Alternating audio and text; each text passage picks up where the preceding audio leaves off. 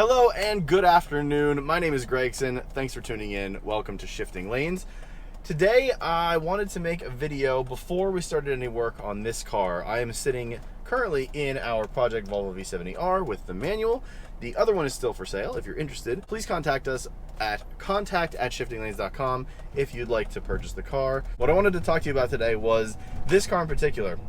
A couple of you know this story if you're close with me and close with the car, but for the rest of you that don't know this story, this car was almost sent to the scrapyard right after we bought it. Yeah, it was nearly torn down and sold for scrap. Let me tell you that story today.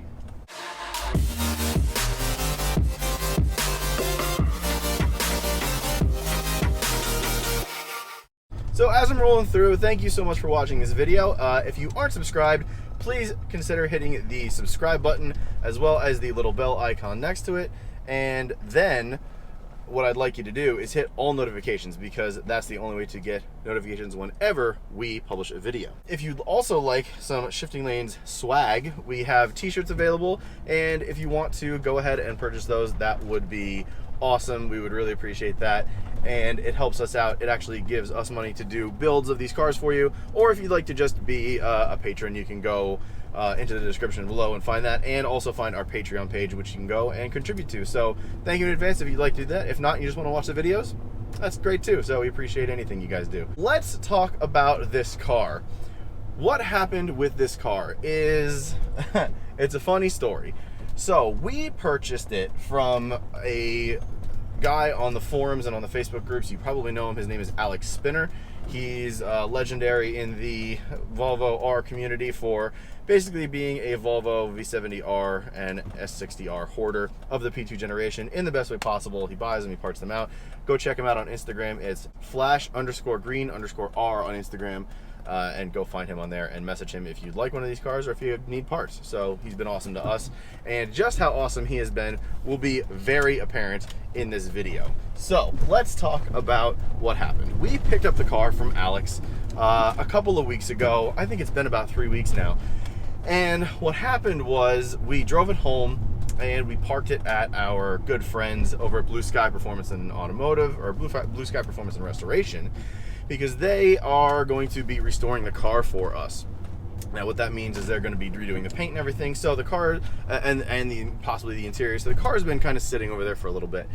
I went to the lovely DMV, which of course everyone on earth loves the DMV. Always a great experience there.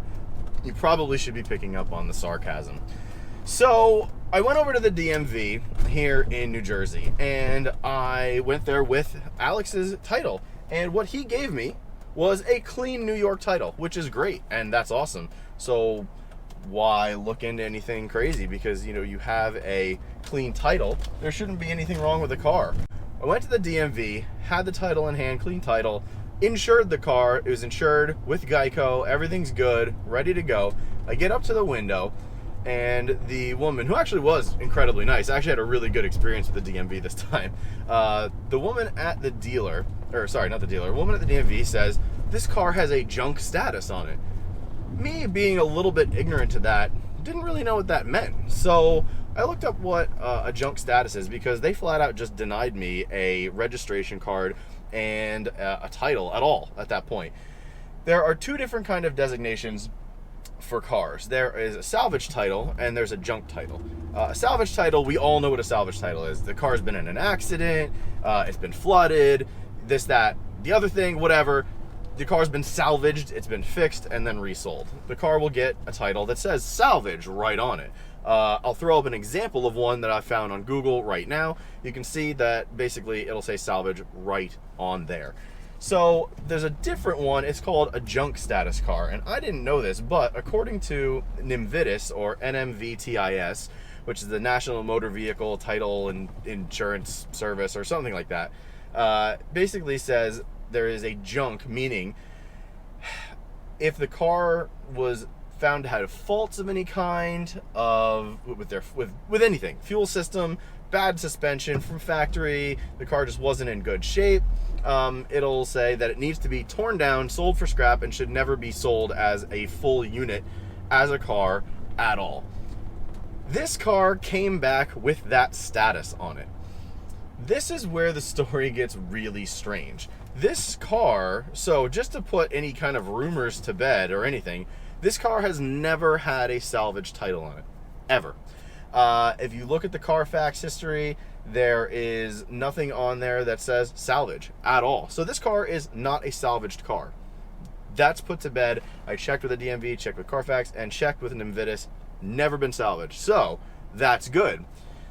What was strange was the junk status of this car happened the day after it was sold when it was new.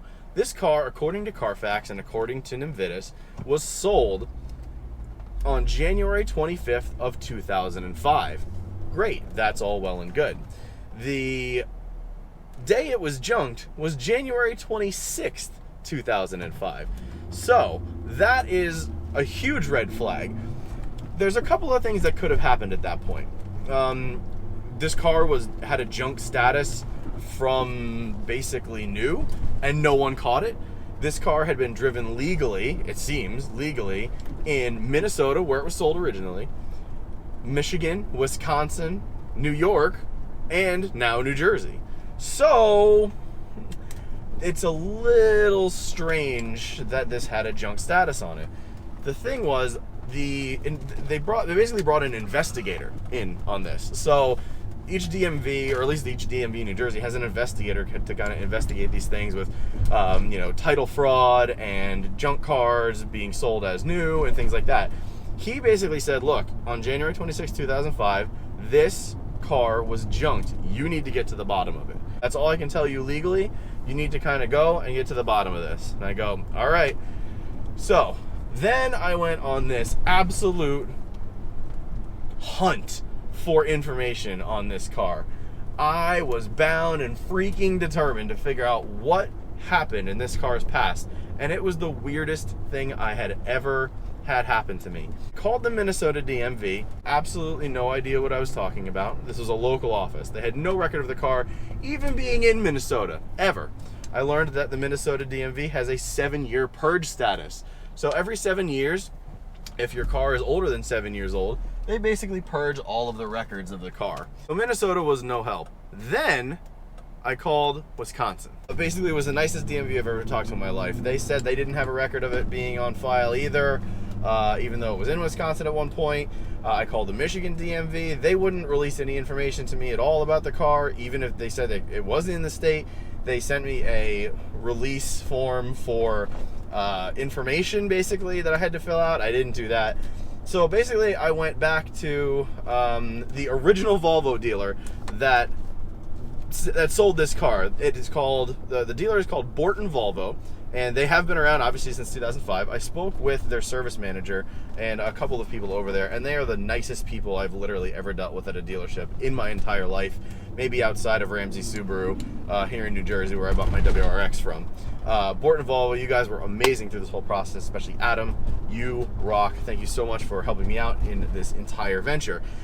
I called Borton Volvo, basically said, hey, do you have any information on this car? Borton Volvo, the first time I called them, said, it was one of the assistants there, and said, no, we don't really have any files on this car because we do a 7-year purge as well.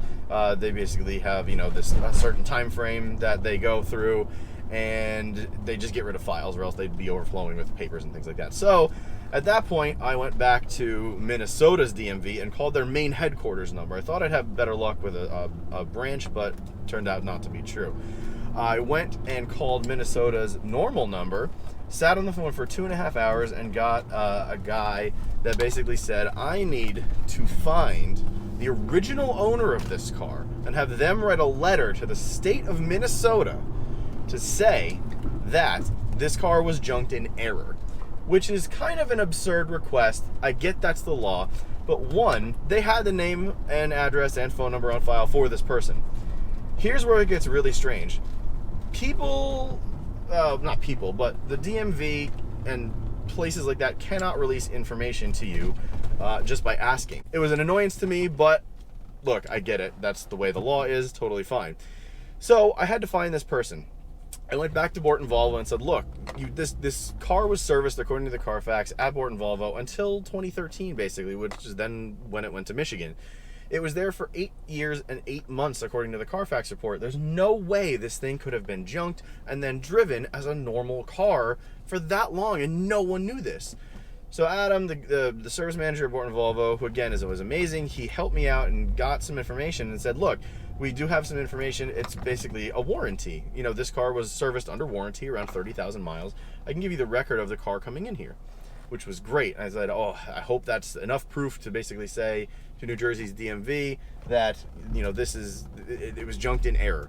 So I bring Adam sends me, Borton Volvo sends me this information, and I print it out and I bring it to the investigator back at the DMV. This is a week and a half later now. I've spent probably 15, 16 hours on the phone trying to figure out what in the world is going on with this car. So I go back to the DMV, bring it up to I tell this story first to the receptionist or the clerk up front. I get the blankest stare I've ever got in my entire life. I don't think anyone's ever heard of this ever happening before. So I go to the window. I asked for the investigator. He says, "Look, you know, this is good information. I've noted it. I don't need to take it. Let me call Invitus, which is that National Motor Vehicle Service, the titling service." He takes my information. I take his information. Says, if you don't hear from me by the end of the week, give me a call and we'll try to figure out what the next step is. I get a call the next day. Come down to get your clean title.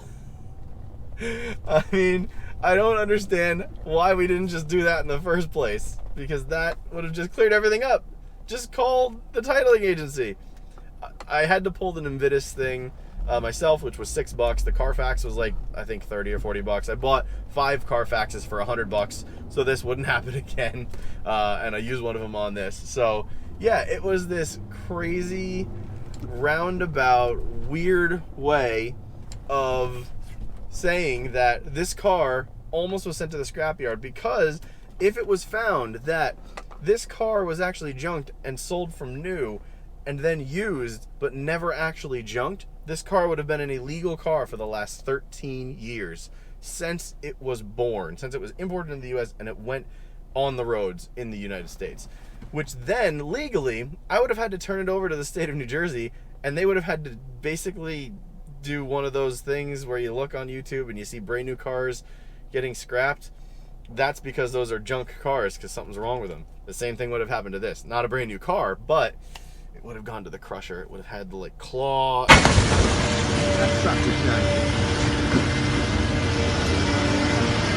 And in there.